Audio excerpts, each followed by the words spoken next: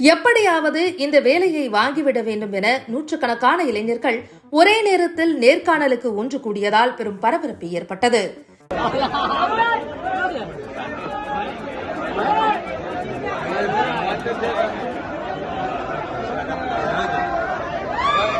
இளைஞர்களுக்கு இந்தியாவில் வேலை வாய்ப்புகள் குறைந்து வருவதாகவும் வேலையற்ற இளைஞர்கள் அதிகரித்திருப்பதாகவும் தொடர்ந்து குற்றச்சாட்டுகளை எதிர்க்கட்சிகள் தெரிவித்து வந்த நிலையில் குஜராத் மாநிலம் அங்கலேஸ்வரில் உள்ள ஒரு ஹோட்டலில் தனியார் நிறுவனத்தில் வேலைக்கான நேர்காணலுக்கு நூற்றுக்கணக்கான இளைஞர்கள் குவிந்ததால் கைகலப்பு ஏற்பட்டது.